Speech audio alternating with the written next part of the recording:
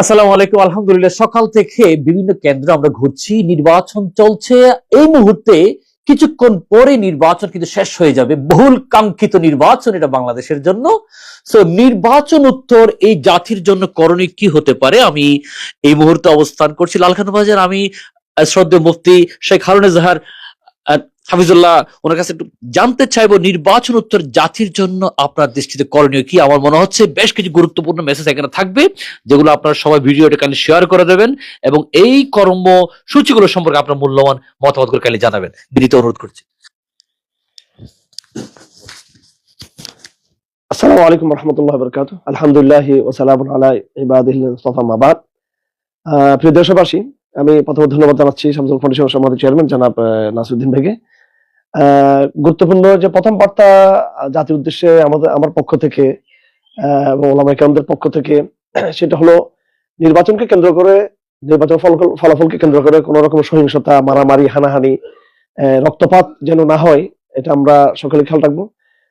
আর আমার অবস্থান একজন দাওয়াতি দায়িত্বশীল হিসেবে, দায়ী হিসেবে বরাবরই বলে গেছি, আমার কাছে নির্বাচন বা গণতান্ত্রিক প্রক্রিয়া এটা মুখ্য বিষয় না। আমরা আসলে একটা দাওয়াতি অবস্থান থেকে আমরা সংস্কার চাই, আমরা ভালো কিছু চাই এবং ইসলামের স্পেস আমরা চাই। আমার দ্বিতীয় মেসেজটি যেটা থাকবে সেটা হলো, যারা নির্বাচিত হয়ে যারা আসবেন ক্ষমতায়, অবশ্যই আমরা যারা আসবেন, আমরা এখানে কোনো মেরুকরণ নেই, আমরা যারা আসবেন আমরা তাদেরকে স্বাগত জানাবো এবং তাদেরকে আমরা তাদের ভালো কাজগুলোতে আমরা সহযোগিতা করব, তাদের গঠনমূলক, ইসলাম বান্ধব, মানবিক, কল্যাণকর কাজগুলোতে আমরা সহযোগিতা করব এবং সেই সহযোগিতা করার সে আলহামদুলিল্লাহ ম্যান পাওয়ার এবং সেই স্কিল, সেই জনশক্তি হয়তো আমরা দেখাই না আমরা ওইভাবে, আমাদের ইসলাম বান্ধব তবলিগি ভাই ব্রাদারদের এবং দিনী কমিটির মধ্যে থেকে অনেক স্কিলফুল সর্বক্ষেত্রে যারা রাষ্ট্রকে, এই দেশকে যারা পরিচালনা করবেন, যারা ইতিবাচক ভাবে গঠনমূলক পরিচালনা করবেন এবং ইসলামের চেতনা ধারণ করে যারা এই পুনর্গঠনে যারা কাজ করতে চাইবেন আগামী ক্ষমতাসীনটা, ওই জায়গায় আমরা সহযোগিতা করতে পারবো।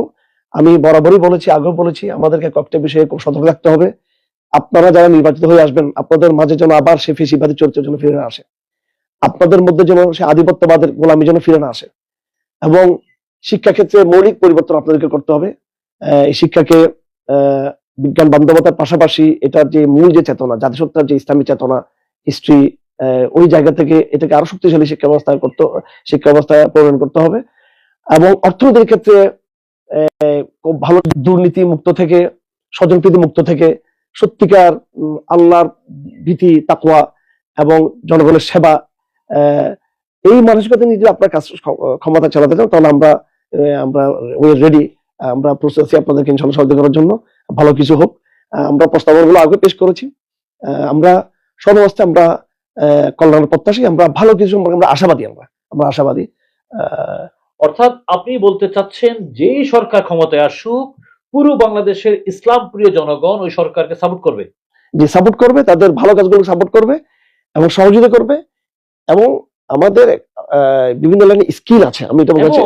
সেই সরকার যদি আগের সরকারের মতো ইসলাম বিরোধী যদি কোনো পদক্ষেপ ওনারা হাতে নেন, সেক্ষেত্রে আপনাদের ভূমিকাটা কি হবে? আমরা অবশ্যই, আমি আগে মেসেজ ক্লিয়ার করেছি, আমরা ভালো কাজগুলোকে সহযোগিতা করব আর অন্যায়ের প্রতিবাদকে আমরা অব্যাহত রাখবো এবং আমাদের সতর্ক থাকতে হবে। বিগত ফ্যাসিস্ট জালেমদের যে পরিণতি, এই বিষয়ে ওনারা অবশ্যই সতর্ক থাকবেন এবং আবার বলছি, ওনারা আল্লাহকে সন্তুষ্ট করার জন্য কাজ করবেন, নিজস্ব স্বকীয়তা নিয়ে, নিজস্ব ইমানি বল নিয়ে, নিজস্ব প্ল্যানিং নিয়ে কাজ করবেন।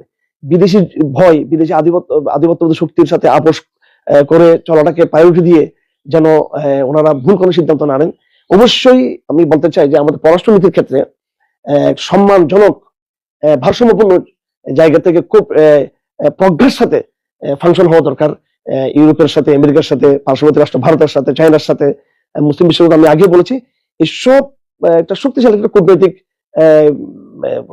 কূটনৈতিক সিদ্ধান্ত হবে, যেটা খুবই ভারসাম্যপূর্ণ হবে এবং যেখানে কোন রকমের গোলামি থাকবে না। জি, অনেক ধন্যবাদ শেখ মুফতি হারুন হাফিজাহুল্লাহ। আমরা